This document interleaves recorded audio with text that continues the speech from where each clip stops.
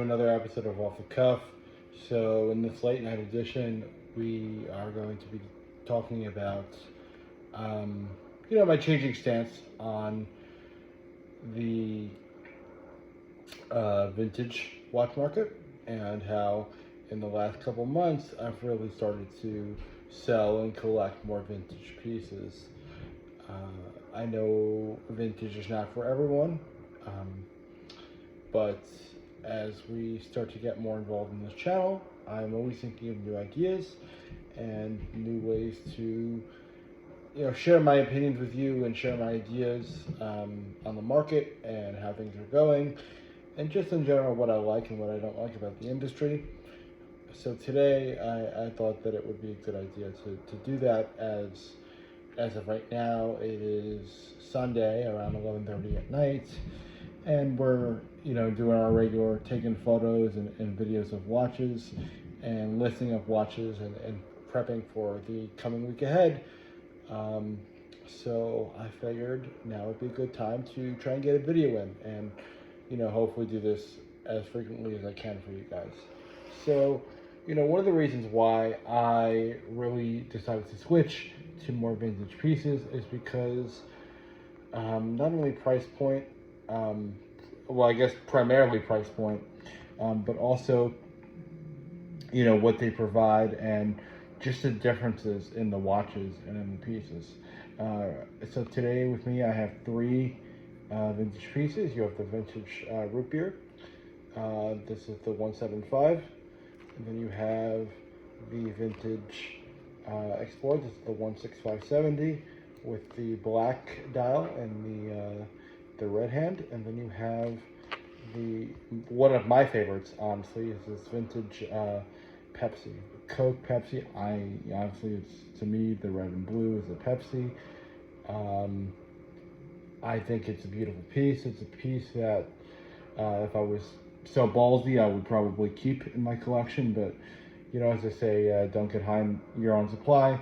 So I figured I'd discuss each one with you today, why I like each one, and why I just really have made the switch in the last couple months to do more vintage pieces. So, like I said, let's start off with pricing. I mean, if you look at these three pieces, all of them are going to be under that $15,000 mark. If you look at the current Pepsi market now, you're looking at upwards of $20,000 for a Pepsi.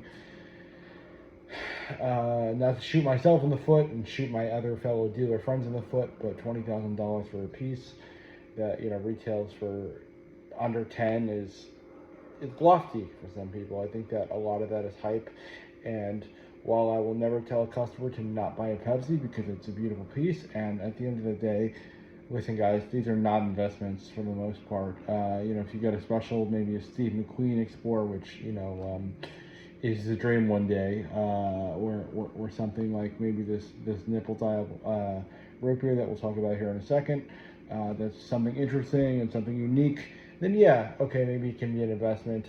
But I've always viewed watches as stores of value, and the newest, the Pepsis, have really gone up and down, especially in times like these where a lot of dealers are gonna inflate the market and say that the market is going up, and it does tend to trend upwards towards the holiday season as we're kind of entering in now. But for the most part, watches have been a little softer than in recent years. Understandably, that's because we just had a big boom a couple of years ago. So what must go up will eventually go down. I don't think that people are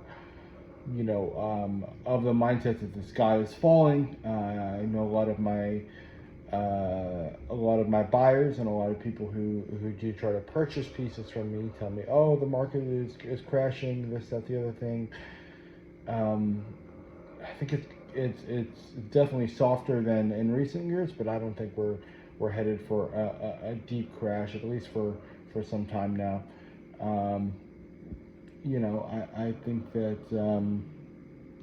the watch market in general is experiencing some softer some softer periods right now, but like I said, I think we'll recover. Um, the economy is definitely struggling a little bit, but at the same time, what I've always said about the watch market is this: the people that are buying these pieces, they have a lot of disposable income. So I know there will always be those who maybe are stretching for their first Omega or their first Breitling, but these guys that are spending $22,000 on a Pepsi, they have that money readily available, or at least they should. I mean, listen, most of the guys watching this right now are adults. Please, if you have $10,000 in your name, don't go spend $9,000 on a Datejust. That's stupid. You should have a family to support, and even if you don't, it's just not a responsible way to spend your money. But regardless, as I said, I think price-wise, it's the way to go, vintage right now. That way you can still get that feel of those pieces. I spoke with a friend of mine over the weekend, and he's been looking for a root beer, and I said, root beer is going to cost you, root beers these days are anywhere from $18,000 to $21,000, depending on, if it's used, old card, new card, brand new, things like that. This root beer here, I can provide for about $11.5, 11.5, depending on, who I speak to, and also trade values, things like that. We have been very fortunate in recent months that people, when they come to us, they've been asking to work with us, and since we do accept trades, it is something that we can do, and we can provide those trades to them. So as I'm going on a tangent here, I think price-wise, like something like this, for example, a lot of the guys that come to me that are my age, I'm in my, I guess, late 20s now, if I'm being honest, 27. They want something, perhaps they're getting their first watch, they just got their first promotion, their first big job. Most of the guys that are my age are buying those vintage subs and those vintage Datejust, things like that. This Explorer here, it's a beautiful piece. It's going to cost you about $8,000, and I really think that, in comparison to something like a Submariner, which we do have here, by the way, I'll showcase that for you. We have this Submariner here. It's a beautiful piece, but so many people go with this option that they forget that for the same price, give or take, you can get something like this, and it's going to be a little bit different than your friend. So if you like to stand out, I think this Explorer is the way to go. I even have right here a modern Explorer. This is still the previous gen, before they upgraded it for the second time. But you can just see the difference between the two. This one's got that red hand. This one, it's a little bit bigger too. This got the super case, and it's got the green, not the green, apologies, a little colorblind this late at night. It's got that orange, and honestly, I just think that this is a nicer piece. I mean, don't get me wrong, I will never turn down, Explorer 2 with the way it is now, but, from everything from the clasp to, just the dial itself, I think the vintage is just a nicer and better put together piece. You also look at these two pieces, and with the exception of those couple things that I've mentioned in the movement change, there's not a lot of changes. Something like this, it's going to cost you maybe $10,000. Something like this is going to cost you about $8,000 as a full set. Even less if you get it naked. If you get something without box and papers, and it's the 16570, you're probably looking at about, probably high sixes, low sevens, and depending on condition and things like that, how well it's running. Now, the thing I always say is this: yes, there are some big changes to to something like this, or there are some changes to something like this, the movement and things like that.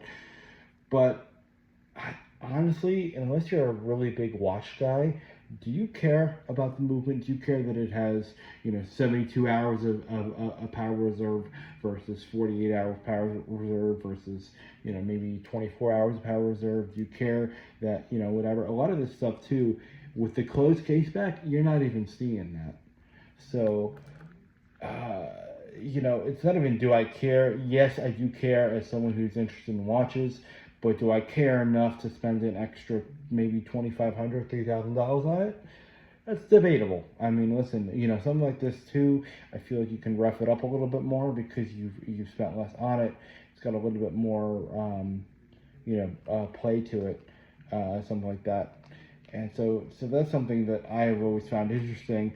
You know, and the interesting thing too about these vintage dials is people always say, our watches investments or watches investments, and you have some of these bigger, watch channels, obviously much bigger than mine, and I commend them because they deserve it. I mean, I know some of these guys and they've worked super hard. They're not just doing, myself, I do it at home here in my apartment, but they got these big productions, and one of these well-known guys, Roman Sharf, he basically says, hey, watches are not investments. And I agree with him for the most part, but if you're going to get something that's an investment piece, I think the vintage is the way to go. I mean, if you look at something like this, it's got that nipple dial, and I think personally, I think that with vintage, there are so many minute and small changes. Excuse me, why I scratched my nose here. There's so many minute and small changes that really add a lot of value to a piece. You have something, maybe it's got some patina, maybe it has some patina, maybe it has some fading. If I look at this this dial on this Pepsi, it's got the patina on the red. So the red has kind of become like a pinkish kind of peach color, and a lot of these collectors prefer that coloration. So if you're going to get something that is a collector's piece, yes, you do have the John Mayers and you do have the special what's the Diamond Daytonas and the Saru dials and things like that. But if you're a guy just starting out and you're looking for something that's an investment, get something like this. It's going to cost you $11,000, $11,000, something like that's going to cost you maybe around the same $11,000, and you'll have something that could potentially be an investment. Now, I'm not going to say get it and it's going to go up to $12,000, $13,000, $14,000, $15,000, especially if you get it without box and papers, but do you have a better chance of having something that retains its value when it's become that vintage and it has a little something extra, whether it be a patina, whether it be a sticker on a case back, whether it be maybe it's got a certain hand configuration that a lot of these guys don't have. Maybe the hands have iodized, and they talk about that a lot in bronze watches, that the bronze watches will really become a little bit more green, and I forget the name of the process. I think it is iodization after all, and it becomes a more valuable piece. Now, I mean, I always laugh with my watch friends and say a lot of these guys who present watches to me for sale will always say, oh, look, it's got that patina, and it's really just a dirty piece. But something like this, I mean, it does have that patina. It is starting to become a nicer color. If you look at the even the two tones, you got the two-tone blue dials. Once it becomes that gorgeous kind of royal purple color, instantly a more valuable piece. So I think vintage is a nice way to get something that is potentially an investment piece without spending investment piece money. All these guys too, if you think about it, they'll come out with watches, and watches will immediately come out and they'll say, oh, these watches are investment pieces. I don't know about you, but for me, investments work on a trend. If I can look back on a trend and say, hey, this watch went up, this watch went down, or this item went up, this stock went up, and the stock went down, over a trend of many years, many months, then I know how the investment is going to perform. But something like the new movement the new movement Rolex Pepsi or the new movement Batman, how can it be an investment if it only came out in 2020? How do we know how it's going to perform rather long-term in the market. The truth is you don't. And at the end of the day, yes, I would love to sell as many, brand new Tudors and brand new Rolex Batmans and Pepsis and root beers as I can. It's in my best interest to do so, but it's also in my best interest to educate you guys as much as I can within my knowledge, and also learn from those who are more knowledgeable than me, which understandably there are many people that are even more knowledgeable than me because they've been in this business for much longer than I have. But it would be in my best interest to try and sell you a piece that came out in 2022 as an investment piece, or maybe a piece that just got recently discontinued. Because, if you look at something like the Milgauss, beautiful piece, when they first got discontinued, they were worth about $15,000. That lasted maybe 2 weeks, maybe a month, and now they're sitting pretty at around 11, maybe 12, if you find something with all the stickers and a recent date before it got discontinued. But if a lot of these dealers, and a lot of them did, present these pieces as investment pieces, you would buy something that got recently discontinued while it was at the peak of the market, and then it would drop immediately down, within the next couple months. So that's kind of what I say. If you're going to get something that could potentially be an investment piece, something like one of these pieces is definitely the way to go.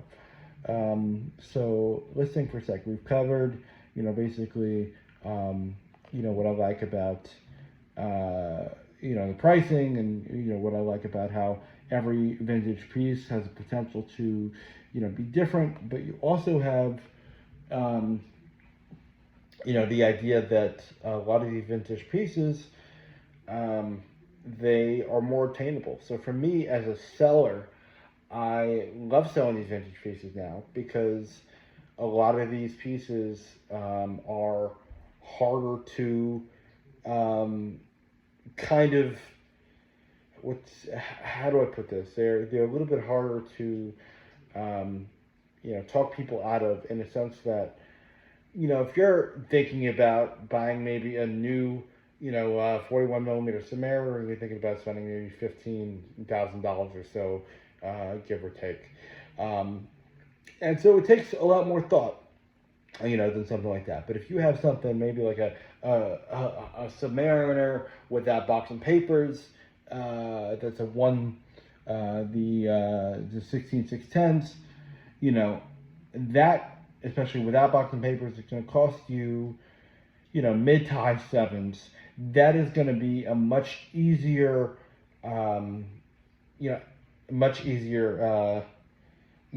buy as a buyer of a timepiece. And also, I think that as a seller, it's easier for me to convince you to do that. And I won't even get into your partner. I mean, listen, I'm not the kind of guy to tell you to lie about watch purchases from your partner, but I have plenty of clients that do it. I can tell you that if your partner ever finds out that you bought a $7,000 watch, it's going to be a lot better for you than basically your partner finding out that you bought a $15,000 or $16,000 watch without discussing it with them first. Again, I'm not in a place to talk about anyone's relationships, but lying is always bad. So don't do that if you can avoid it. And so to me, that's why I love these vintage pieces. Now, there are some drawbacks to these vintage, watches, especially with Rolex. But you have the fact that they are, a little bit more commonly faked because they often come without box and papers, so it's a little easier to fake them.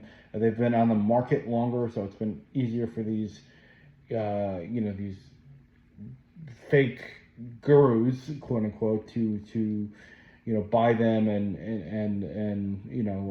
figure out how to make them better fakes than the stuff that recently just came out. If you have a watch that just came out this year in 2023, chances that you find a fake on the market within 3 months, 6 months is very unlikely.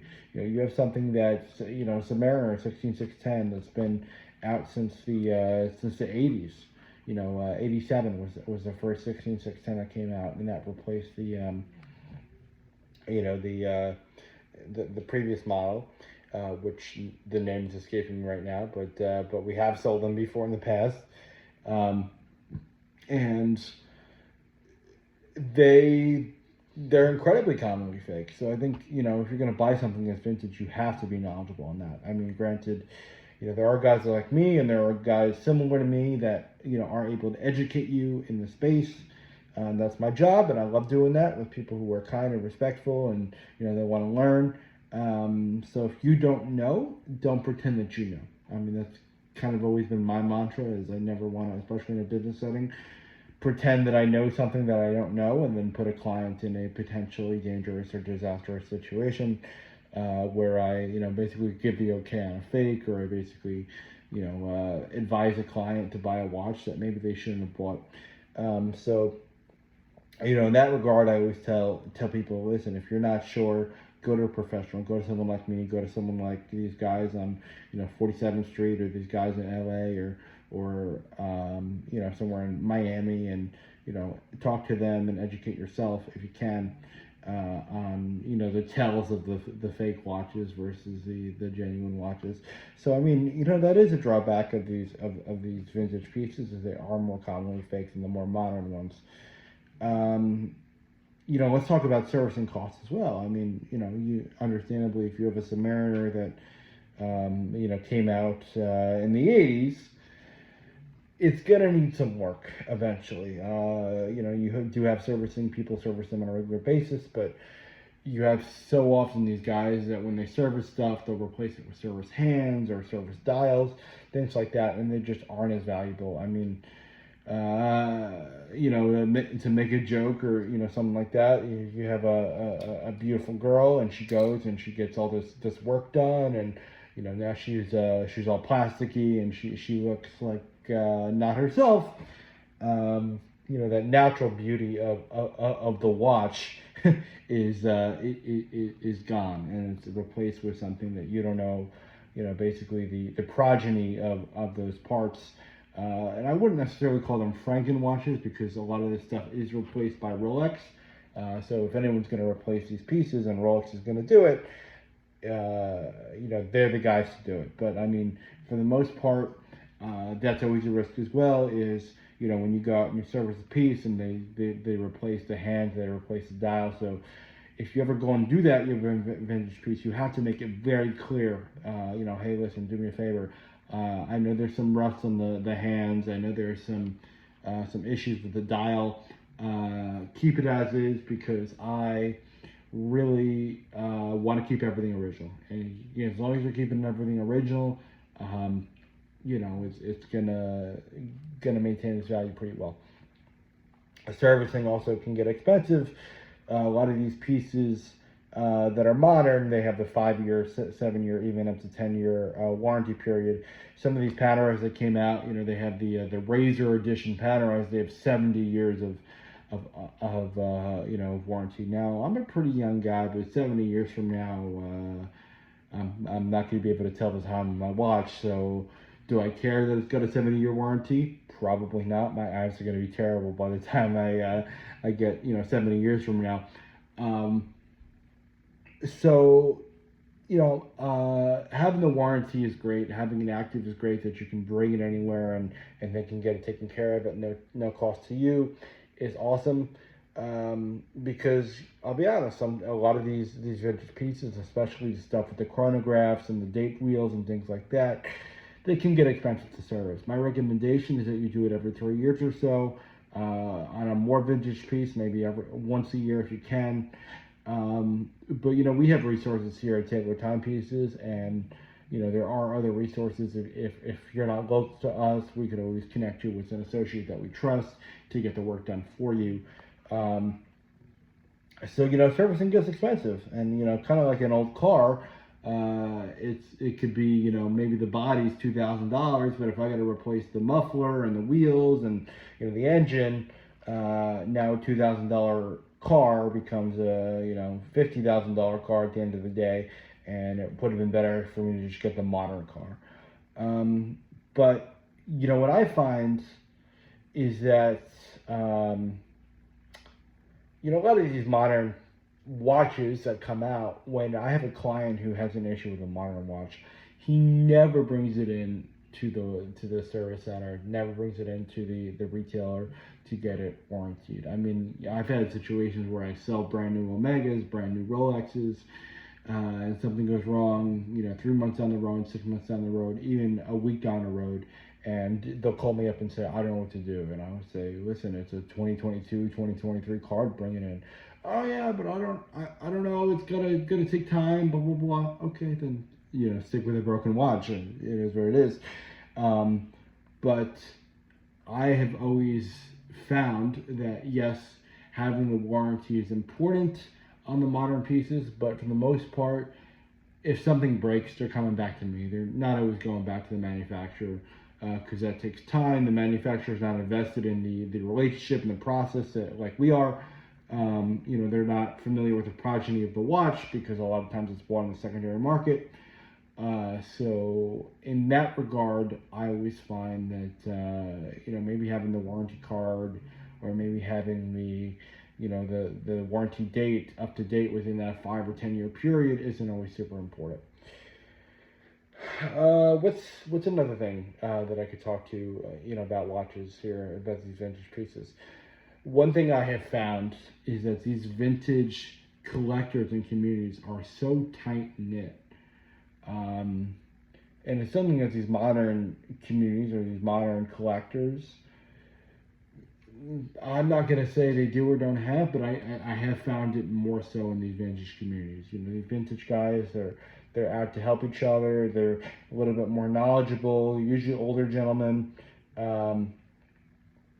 And I find that the community is a stronger community. So if you are someone who, wants to get involved in a watch community, modern is great, but look at some vintage pieces and look at some of these guys who were able to educate you on the vintage, watches. I think it's incredibly interesting that these vintage guys, they can look at a watch and say, yeah, that's a P serial from 2000, or yeah, back in 1997, they switched the dial from this dial that had this subtext to this dial that had this subtext. I was talking to a gentleman the other day about the 14060M, and he was educating me, about basically why it was different, what year they changed it over. And it's something interesting is that all these guys think that these watch collectors and these watch dealers know everything. And the whole reason why I started this channel was to really talk to you guys about a guy on the come up, a guy that's always learning. I think that you could be in this business for 50 years, and if you're not learning something new about your industry every day, I think you're doing something wrong. I think it would be very arrogant for me as a 27-year-old guy to say, I've been in this business for 3 years, I know everything there is to know about watches, I can sell everything all the time. At the end of the day, there are plenty of people in the industry who know more than me. There are also plenty of people who know less than me. And, to be able to learn from those guys that know more, and then also lift up those guys who know less, is a real privilege. And it's not something I will ever shy away from. Like I said, this gentleman was just talking to me about these sub-no dates and why the M serial is important, and what year they changed the movements. I don't find that a lot in the modern communities with these modern watches. So to be able to experience that is really interesting. I think that if I were to say, as far as your first vintage piece, it really goes down to preference. But I mean, there are so many that I've enjoyed. Like I said, if I were to buy my first vintage piece, it would be this piece here, this vintage Pepsi. I really love the blue and the red. I love that the red is kind of starting to really patina and becoming like this peach color. It's something that while all these dials do patina over time, a guy down the street from me, his watch will never patina the way that my watch patinas. And as they create these modern watches, they've created structures and techniques to make sure that patina doesn't happen, or that it happens less frequently. But for me, I love the fact that my watch will age as I age. And if you really follow me and my philosophy on business and my philosophy on watches, watches to me are, great tools to mark moments, and they're great, ways to really, mark a time in your life or mark an achievement. So, if I'm getting something like this root beer is an 18, year anniversary or 18th birthday present, and 20 years later, now it's a completely different piece, or not, obviously not a completely different piece, but maybe it's patinaed, maybe it's grown. Like I said, it grows and it changes as I grow and change. I grow and change in taste, I grow and change in opinions and ideas. So I think from that standpoint, vintage watches to me are really cool. There will always be people that say, I don't like vintage, modern's important. But, I think, listen, give it a shot. I think that a lot of these collectors would really benefit from learning about just a whole different side of the industry. Um, and so, that's kind of what I wanted to talk about here with you today while we have these couple minutes late at night. And again, I really appreciate the time that you've taken to, sit and listen to me talk and ramble a little bit about, why I like vintage and why you should give it a shot as well. And yeah, I thank you very much for, um, talking with me today and listening to me today. And hope to do another one of these soon. Again, as it's just me, I was working with a couple associates, but now, it's a business changed, and we've made some structural changes in the last couple of months. It will just be me moving forward for the time being, and I'll have some guests on, podcasts in the future, and on this channel in the future. So please, if you know someone, or perhaps there's a certain guest that you've seen, or a certain customer that you've seen me work with, that you'd love to have me have a chat with them, please write that below in the comments. And again, I'm here to learn. I'm here to teach you guys, and I'm really excited to restart this journey with you. And hopefully this one will stick. I know that life gets in the way, but I am really enjoying this ride, and I thank you for taking the time to be on it with me. All right, bye bye, guys.